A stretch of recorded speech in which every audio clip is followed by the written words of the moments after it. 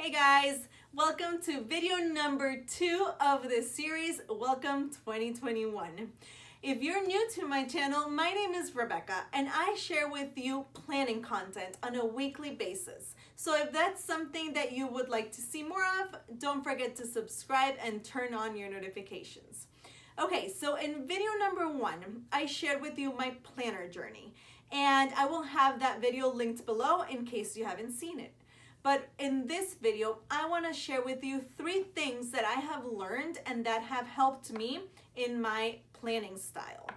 So first of all, I have learned that planning, it's something that is personal, it's unique, and it evolves with us and with the season of life that we're in. So the moment that I realized that was when I was actually doing my video, like writing down the ideas for the video of my planner journey, because I could see how my style is completely opposite from when I first started planning up until today. And when I discovered planning, I needed planning as a creative outlet. So I used stickers. I love the Happy Planner stickers, and that is how I got into planning. So I would use my spreads to not only write down what I needed to do, but I would also decorate them. And this brought a lot of joy. And it was, a hobby. I loved doing this on a weekly basis. It did take up a lot of time, but it really didn't bother me. Like, it wasn't something that got in the way of, doing other things, because at that moment in my life, I needed a creative outlet. Like, I needed to make self-care and setting up time for myself and to play with my planner and just be creative a priority. And then slowly, when the months and then the year and just things started happening in my life, I saw my style changing. And I don't know, like, I felt guilty that I wasn't using as many stickers as I was before, and I was just needing something a little bit more simpler. And that's when I started using a different layout. I was still using the Happy Planner, but I started using the dashboard layout because it was a very busy season in our lives, and we were buying a house and we were moving. So I needed something that was just simpler, something that wasn't as involved as sitting down on a weekly basis with my planner and spending an hour and a half just decorating and then planning. So I saw my style evolve because in the season of life that we were in, I needed something different out of my planner. And, I kept seeing my friends and other people on my feed sharing their beautiful stickered spreads, and I felt bad. I felt bad about myself. I felt that planning wasn't working for me, and a lot of things that I put in my head that I know now were not true. So, now I don't use that many stickers. Like, now in the season of life that we're in, I need something that's a little bit more functional and less decorative. But with that being said, I still love stickers and I still use stickers in my spreads. I just use them differently. And even the way my planner is set up, it's completely different because back then I wasn't into, tracking my exercise, tracking my wellness, tracking certain things that I did with the kids, or I wasn't into hourly planning because I really didn't need it. But now I really need to just sit down in the morning and map out my entire day by the hour. And, that doesn't mean that, the planner that I used before is not good, or it didn't work, or it won't work for someone else. It just means that, right now in the season of life that we're in, I need something different. So that is when I kind of realized that, that planning it's something that it's very personal, so I can't compare my planning style to someone else, and I can't want someone else's planning style or planner just because it might not work for me. And I even saw it in my homeschool planner. So when we first started homeschooling, I was homeschooling just our oldest, and he needed a certain type of lessons. You know, I needed to pre-plan in order to keep him busy. I needed to make sure ahead of time what I wanted to do. I needed to break everything down, because if he was bored, oh my goodness, we were all gonna lose our minds. So I needed to make sure that I pre-planned every single week. So my planner was, you know, filled with information. And now my then when I first started homeschooling, now he is in 5th grade. He does not need me anymore as much as he needed me before, and he's doing an online, you know, homeschool program. So I don't need to plan for him. And then our youngest, I have found that he is very, you know, self-driven when it comes to picking his activities. So I need a planner that is, you know, a little bit less involved, a little bit more to the point, more functional. And that's when I discovered this planner, the Tidbits planner, which is a book-bound planner. So I don't need to take anything out, put anything in. I won't be, you know, tempted to add, to take away, and just to lose focus with the whole prepping of the planner. So even in our homeschool journey, I have found that homeschooling 2 different kiddos, I need 2 different style of planners, because like I said before, I was homeschooling our oldest at the beginning, and I used the Discbound because I needed to add in all the, you know, the different activities. I needed to add in the steps to the science experiments and all those things. So I definitely needed to be able to customize my planner. But now with our youngest, I don't. So my planner has even changed, and my planning system has even changed within my homeschool planner. So, you know, when I realized that, it just kind of lifted a weight off my shoulders, because I didn't compare myself to other people. I didn't compare my planner to someone else's planner, because, you know, we all are unique and we're all living our own life. And, you know, I am a homeschool mom, and, you know, you might be a working mom, or you might be single and go to work, and, you know, our lives and our days are going to look different. So therefore our planner and our planning needs are going to be different. So figuring out that, you know, everyone's planning journey and planning style is unique gave me the freedom to not feel pressured to show something that wasn't me. Does that make sense? So that was the first kind of like thing that I learned these past 2 years. Okay, so the second thing that I've learned is that one of the best things that can come out of the planning community are the friendships. So I met my 2 best friends on Instagram. I met one of them, I met at Joann's, and the other one I met via DM. So, you know, back when I first started planning, I opened my Instagram just to share my spreads and to share my love for planning. And if you don't focus too much on the little squares and on, you know, comparing, you know, my spreads to someone else, and just give myself the time to really connect with a group of people, you know, chat with them on DMs, and just really get to know the person behind the planner, you know, it's pretty wonderful. Because let me share with you my story as to how I met my friends Liz and Crystal. So we like to call each other planner besties, because we all plan, and we met through the planner community. So first I met Crystal, I think was the first one that I met. And I met her back in October when the Happy Planner was having the fall release for their planner girls. So this was the year that the Supermom line came out. And I was all about the classic Supermom planner, and I was looking all over and, you know, online and just going to my local Hobby Lobby, Michael's and Joann's, to kind of see when the products were going to release. And I posted a story. And I posted a story of me holding one of the Supermom planners at my local Hobby Lobby. And I kind of said, you know, if you're in this area, this Hobby Lobby has the products out already. And then Crystal reached out to me via DM.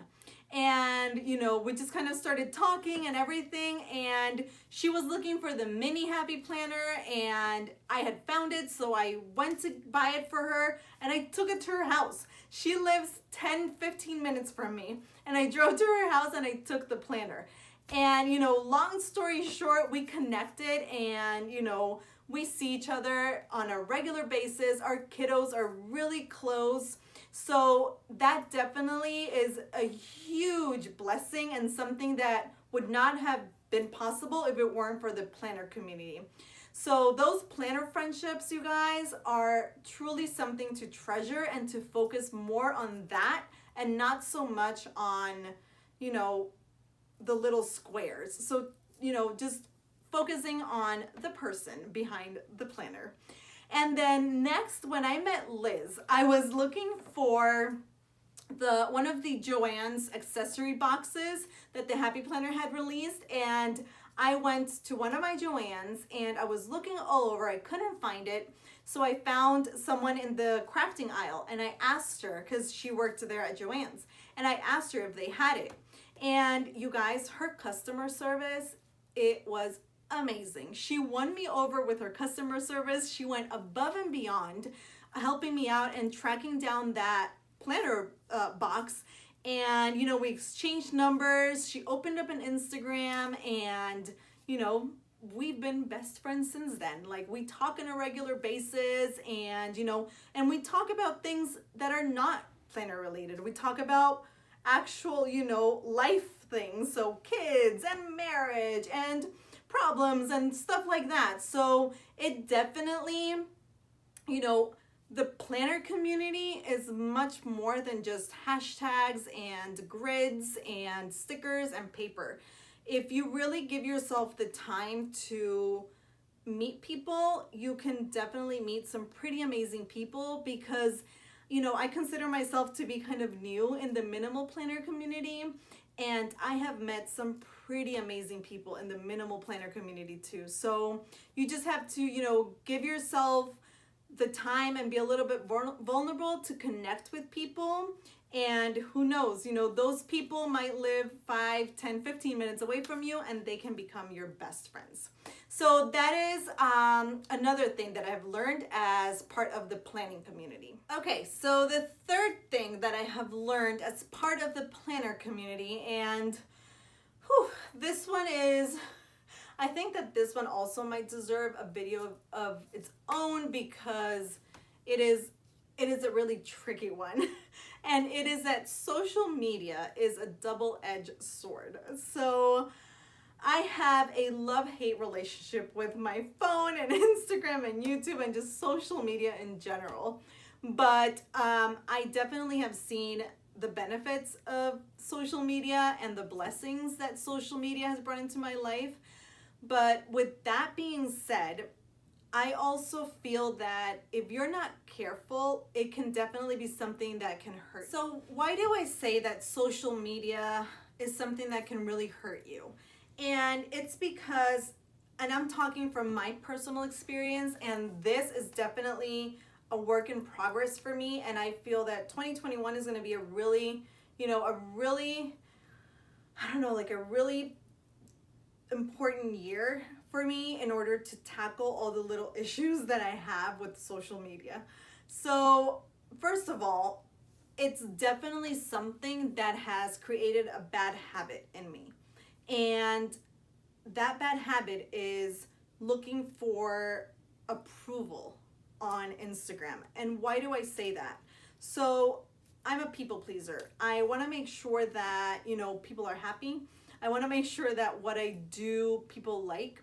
And putting your work out there, being a photo, being your spread, it makes you vulnerable, and you're putting something out there and then you're waiting for people to react. So you start kind of measuring what you're putting out there with those likes and those followers, and that is not the case, because I don't know if you guys have seen The Social Dilemma, but that's a documentary on Netflix that talks about all, like, you know, the intricacies of social media and the algorithms and all that. And before I watched that video, I would allow the numbers to get to me. So it would get to me in a way that it would hurt my creativity. And after watching that documentary, I learned that there's nothing we can do, because our phones and those algorithms are set a certain way. And there's certain things that you need to do in order to be seen by more people. And one of those things is pick up your phone. Pick up your phone and be on your phone 24/7, because that's how they make money. You know, at the end of the day, you know, the advertisements on our phone and just every click and every, you know, scroll and just picking up our phone makes someone else money. And I did not know that until I watched The Social Dilemma.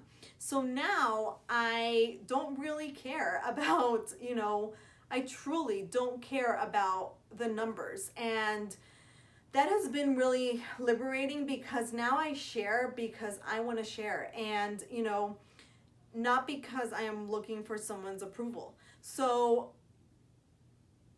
watching that really opened my eyes as to the whole algorithms game, and that can really mess with someone.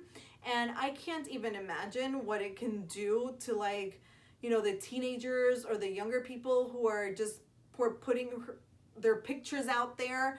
And, you know, I'm just putting my planner out there and I'm already, you know, I'm not in my early 20s or early 30s, and it still affects me. So, you know, because we're human. So I can just imagine what it does to, you know, the younger people. And that is just, I don't know, it's just, that's where my kind of love-hate relationship with social media comes. And also I have learned that what we see on social media are just kind of highlight reels, are just, you know, curated feeds. And that does not mean that, you know, that is the real thing. And why do I say that? Let me kind of like explain that. My feed, part of my creative outlet is my 9 squares. So I love to set up my feed a certain way, and I post things that kind of go in, that fit into my feed, because that's what I enjoy. That's part of my my creative outlet.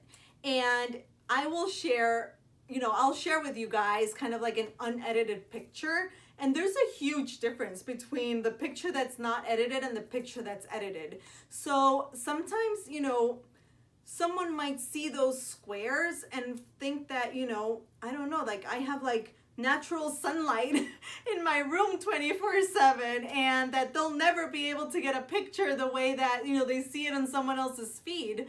But you guys, those filters and those apps on your phone are magical. Like, they can work magic. So, you know, I've learned not to compare, because, you know, it's not real. It's not the actual unedited picture on Instagram.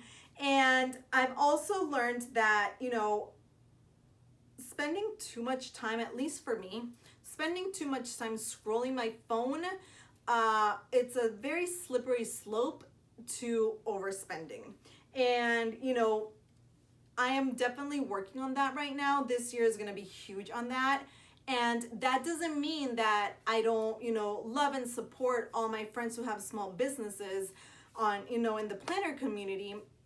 That just means that with my personality, if I see too many pretty stationery things, I want them all. Like, I have no self-control. So I have found myself definitely overspending on things that I don't necessarily need because I spend too much time on my phone.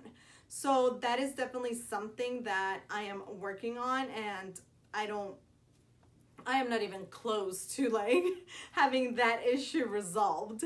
Fear of missing out.